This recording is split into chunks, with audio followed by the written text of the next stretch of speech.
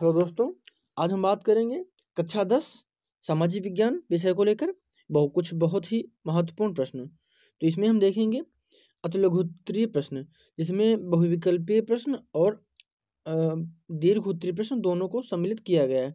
इसको जब आप ध्यानपूर्वक देखेंगे तो आपको सारे प्रश्न बहुत ही आसानी से समझ में आ जाएंगे। तो ज़्यादा देर न करते हुए वीडियो को स्टार्ट करते हैं।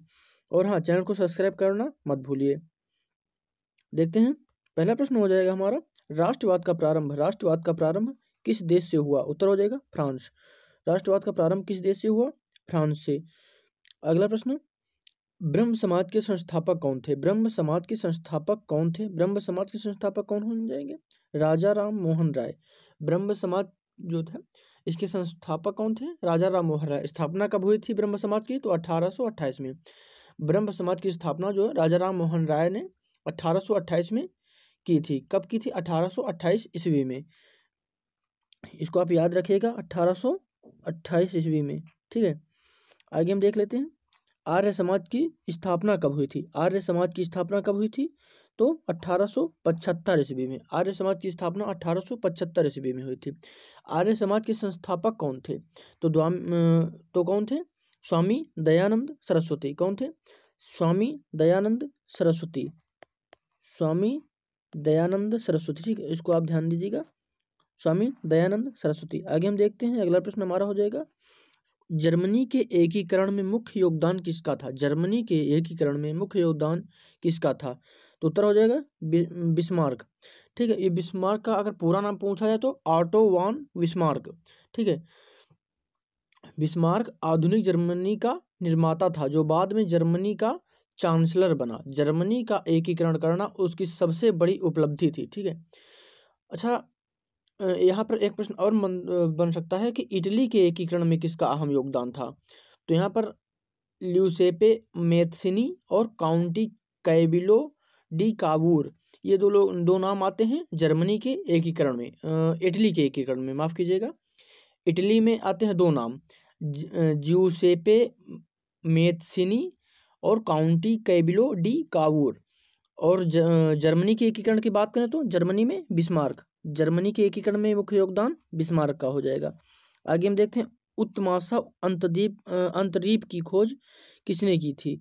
इसको आप ध्यान दीजिएगा, तो इसकी खोज किसने की थी? तो 1486 ईस्वी में पुर्तगाल के नाविक बार्थोलोमियो डायज ने, किसने? डायज ने उत्तमाशा की खोज की थी। कब? 1486 ईस्वी में। 1486 ईस्वी में पुर्तगाल के नाविक बार्थोलोमियो डायज ने। अच्छा, अमेरिका की खोज किसने की थी? अगला प्रश्न हमारा हो जाएगा, अमेरिका की खोज किसने की? 1492 ईस्वी में। 1492 ईस्वी में कोलंबस ने। अगर कोलंबस का पूरा नाम पूछा जाए तो क्या होगा? Christopher Columbus. Christopher Columbus, Genoa के साहसी नाविक थे ये, क्रिस्टोफर कोलंबस। ठीक है, ये जिनोवा के साहसी नाविकों में इनकी गिनती होती थी। किसकी? कोलंबस की। इनका पूरा नाम क्या हो जाएगा? Christopher Columbus. ठीक है, चैनल को सब्सक्राइब करना मत भूलिएगा। आगे हम देखते हैं, भारत के समुद्री मार्ग की खोज का श्रेय किसे है? भारत के समुद्री मार्ग की खोज का श्रेय किसे है? तो किसे है? वास्को डिगामा को। Vasco da Gama. अच्छा, वास्को डिगामा ने भारत के समुद्री मार्गों की खोज कब की थी? तो 1498 में। कब की थी? 1498 में। इसको आप ध्यान में रखेंगे, 1498 ईस्वी में की थी। ठीक है, सर फ्रांसिस ड्रेक कौन था? अगला प्रश्न हमारा हो जाएगा, सर फ्रांसिस ड्रेक कौन था? विश्व का पहला नाविक। कौन था? विश्व का पहला नाविक जो संसार का चक्कर लगाकर जीवित स्वदेश लौटा था। क्या हो जाएगा? विश्व का पहला नाविक जो संसार का चक्कर लगाकर जीवित लौटा था। ये बहुविकल्प में भी पूछा जा सकता है। ऑप्शन दे दिए जाएंगे, 4 ऑप्शन, तो आपको उसमें एक को चूज करना होगा। तो कौन थे? सर फ्रांसिस ड्रेक थे। ठीक है, आगे हम देखते हैं, 1871 ईस्वी में। 1871 ईस्वी में जर्मनी का सम्राट किसे घोषित किया गया? 1871 ईस्वी में जर्मनी का सम्राट किसे घोषित किया गया? उत्तर हो जाएगा प्रसा के शासक विलियम प्रथम को। किसे? प्रसा के शासक विलियम प्रथम को। ठीक है, आगे हम देखते हैं, किस संधि से यूनान को एक स्वतंत्र राष्ट्र की मान्यता मिली? किस संधि से यूनान को एक स्वतंत्र राष्ट्र की मान्यता मिली? ठीक है, तो ये प्रश्न हो जाएगा। तो 1832 ईस्वी की कुस्तुनतुनिया की संधि से। कब? कौन सी संधि से? कुस्तुनतुनिया की संधि से 1832 ईस्वी की में यह संधि हुई थी। कौन सी संधि? कुस्तुनतुनिया संधि। ठीक है, आगे हम देखते हैं रूढ़िवाद से क्या आशय है। रूढ़िवाद से क्या आशय है ये आपको बताना है। तो रूढ़िवाद के बारे में जान लेते हैं। एक ऐसा राजनीतिक दर्शन जो परंपरा स्थापित संस्थानों, पौराणिक परंपराओं और विवादों पर बल देता है, रूढ़िवाद कहलाता है। अगला प्रश्न हो जाएगा हमारा, फ्रांस की क्रांति कब हुई थी? फ्रांस की क्रांति कब हुई थी, ये हमारा अगला प्रश्न हो जाएगा। उत्तर हो जाएगा 1789 ईस्वी में। 1789 ईस्वी में फ्रांस की क्रांति हुई थी। आगे हम बढ़ते हैं। कार्य प्रणाली से क्या आशय है? कार्य प्रणाली से क्या आशय है? यह प्रणाली विभिन्न राष्ट्रों के बीच होने वाला एक समझौता था। क्या था? एक समझौता था। इसका मुख्य उद्देश्य पारस्परिक आर्थिक हितों की रक्षा करना एवं प्रोत्साहन देना था। ये कार्य प्रणाली का मतलब हो जाएगा। ठीक है, आगे हम देखते हैं मेनर क्या है। मेनर क्या था? भूमि का वह टुकड़ा जो सामंती व्यवस्था में भूस्वामियों के अधीन होता था तथा जिस पर सामंतों के घर, किले और खेत के अतिरिक्त भूमिहीन किसान भी रहा करते थे, वो मेनर कहलाता था। ये आपको बताना है। मेनर क्या हो जाएगा? भूमि का वह टुकड़ा जो सामंती व्यवस्था में भूस्वामियों के अधीन होता था तथा जिस पर सामंतों के घर, किले और खेत के अतिरिक्त भूमिहीन किसान भी रहा करते थे, मेनर कहलाता था। ठीक है, आगे हम देखते हैं हमारा अगला प्रश्न। प्रथम विश्व युद्ध कब से कब तक चला? तो 1914 से 1918 तक। कब चला? 1914 से 1918 तक। ठीक है, यह प्रश्न हो जाएगा, ये पूछा जा सकता है, इसलिए इसको आप याद रखिए। आगे हम देखते हैं द्वितीय विश्व युद्ध कब से कब तक चला? तो 1939 से 1945 तक। 1939 से 1945 तक द्वितीय युद्ध, और प्रथम विश्व युद्ध 1914 से 1918 तक। इसको आप ध्यान में रखिएगा। रॉलेट एक्ट कब पारित किया गया? रॉलेट एक्ट कब पारित हुआ? तो उत्तर हो जाएगा 1919 में। रॉलेट एक्ट 1919 ईस्वी में पारित हुआ। अच्छा, ये रॉलेट एक्ट था क्या?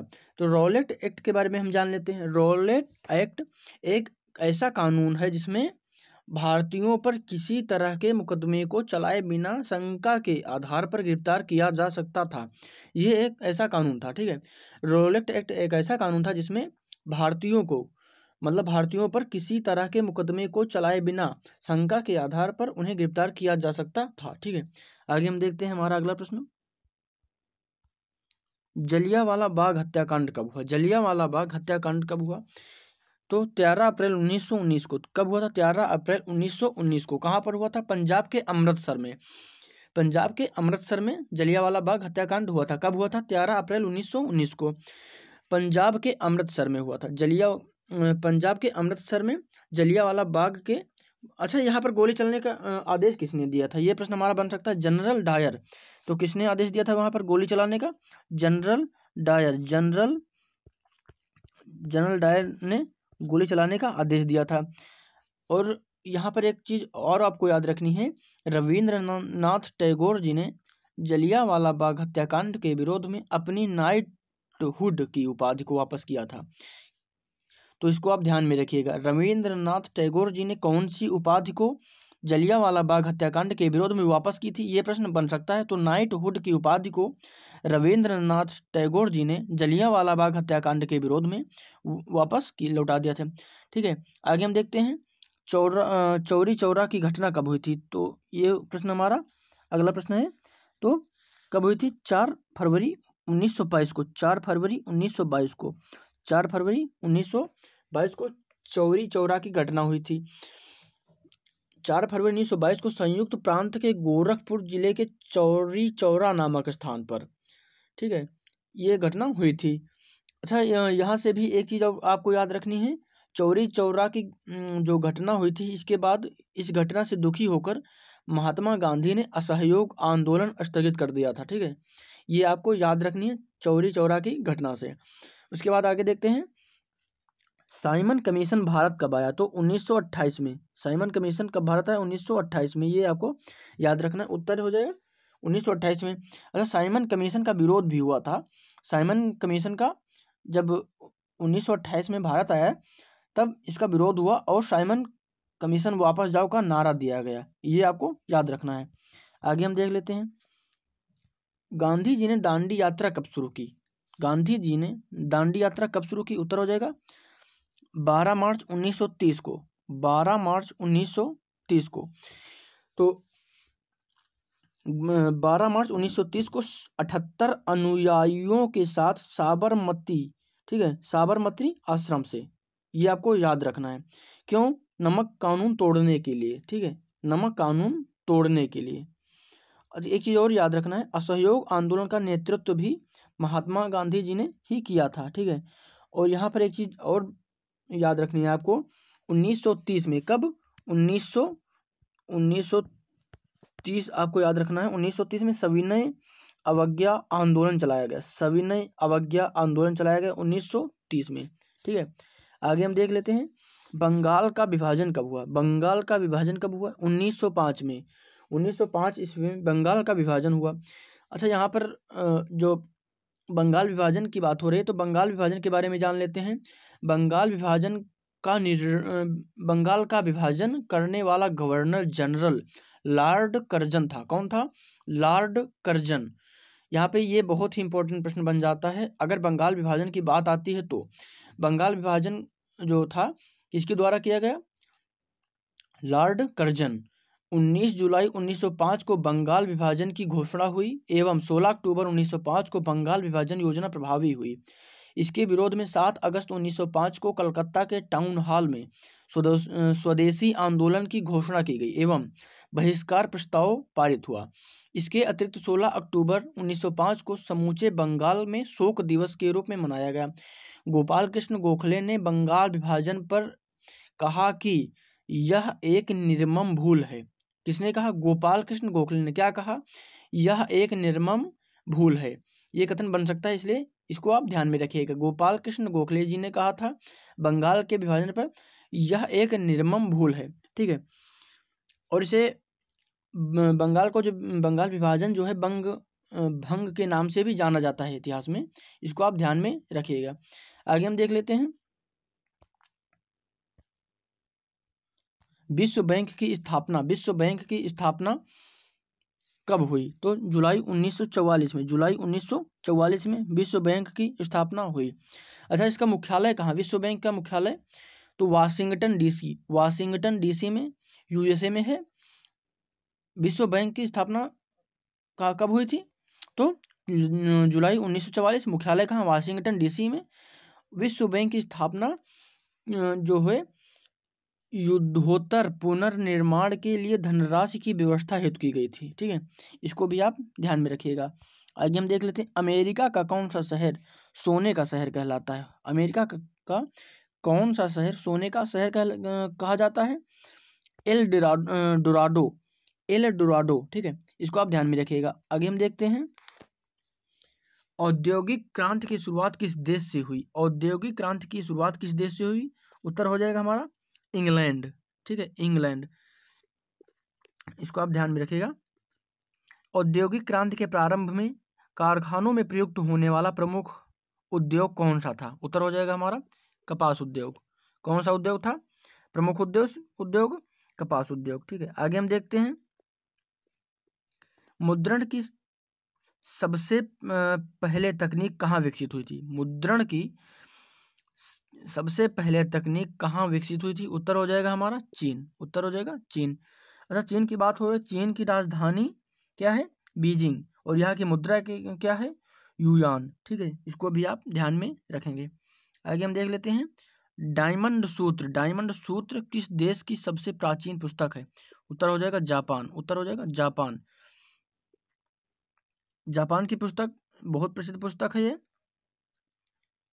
डायमंड सूत्र। अच्छा, जापान की बात हो रही है तो जापान की राजधानी क्या हो जाएगी? टोक्यो। जापान की राजधानी टोक्यो, ठीक है, टोक्यो राजधानी हो जाएगी जापान की। थोड़ा पेन काम नहीं कर रहा है इसलिए आप समझ लीजिए टोक्यो। और मुद्रा क्या है? येन, ठीक है, मुद्रा क्या है? येन, येन मुद्रा है जापान की। गुलामगिरी पुस्तक के लेखक कौन है? गुलामगिरी पुस्तक के लेखक कौन है? हमारा ये अगला प्रश्न हो जाएगा। ज्योतिबा फुले, ठीक है, ज्योतिबा फुले गुलामगिरी पुस्तक के लेखक हैं। अच्छा, जो गुलामगिरी पुस्तक है, यह पुस्तक अमेरिका की दास प्रथा पर आधारित थी, ठीक है, गुलामगिरी जो पुस्तक है, यह पुस्तक अमेरिका की दास प्रथा पर आधारित थी। और ज्योतिबा फुले की बात करें तो ज्योतिबा फुले कौन थे? महाराष्ट्र के प्रमुख समाज सुधारक। अच्छा, गुलामगिरी जो पुस्तक थी, इसका विषय क्या था? सामाजिक न्याय की दिशा में निम्न जातीय समस्याओं को प्रकाशित करना, ठीक है, ये गुलामगिरी पुस्तक का विषय था। किसे लिखा था इसने? इस पुस्तक को किसने लिखा? ज्योतिबा फुले ने, ठीक है। तो ये थे हमारे कुछ बहुत ही महत्वपूर्ण प्रश्न। तो वीडियो को पूरा देखने के लिए बहुत बहुत धन्यवाद। लाइक करिए, सब्सक्राइब करिए और ज़्यादा से ज़्यादा शेयर करिए।